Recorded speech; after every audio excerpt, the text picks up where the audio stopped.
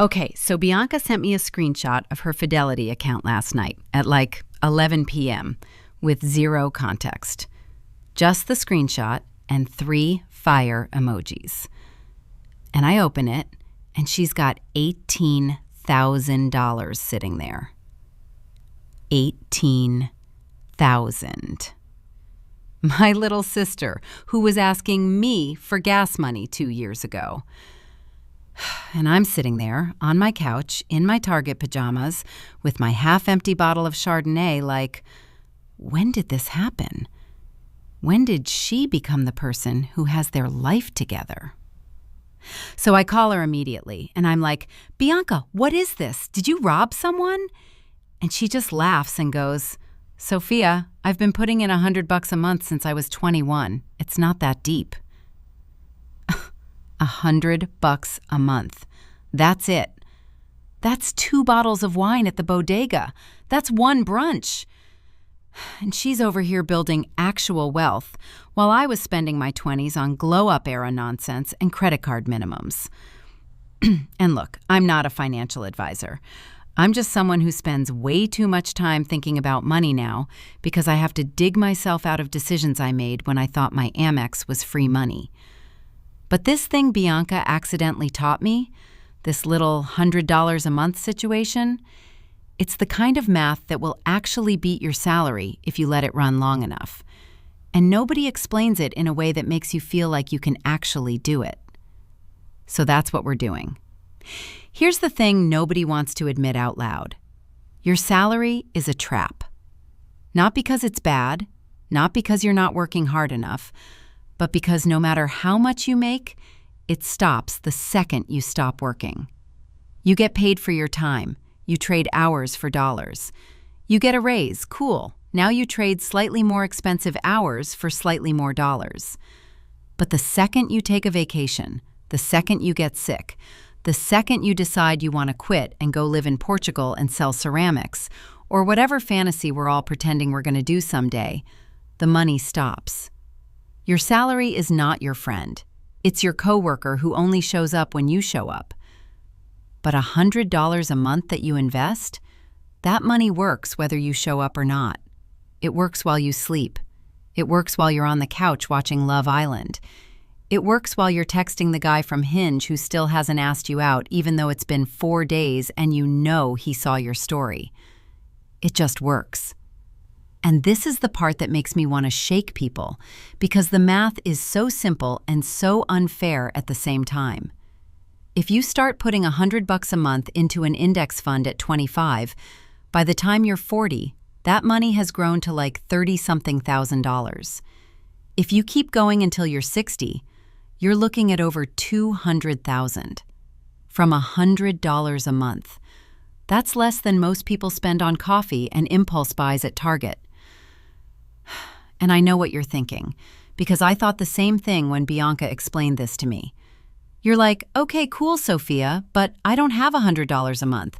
I have bills, I have debt, I have a life. And I get it. I was paying $400 a month just to my Amex for like 6 months straight, trying to dig myself out of $18,000 of bad decisions. But here's the thing. You're spending $100 a month on something. I promise you.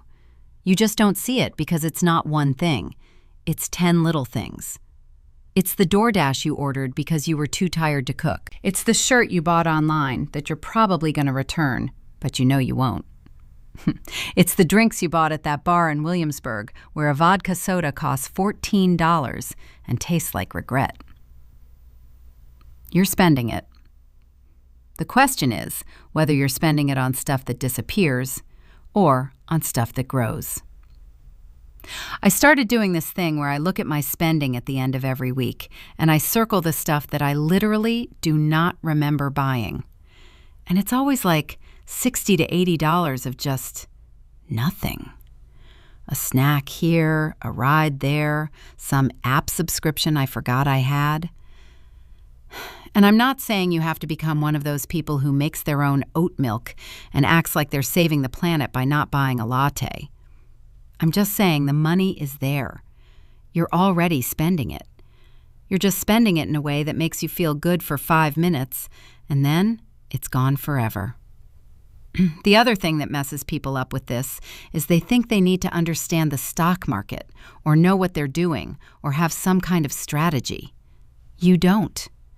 You need a Roth IRA or a brokerage account, and you need to put your $100 into a boring index fund every month, and then you need to forget about it. That's it. That's the whole strategy. You are not day trading. You are not picking stocks.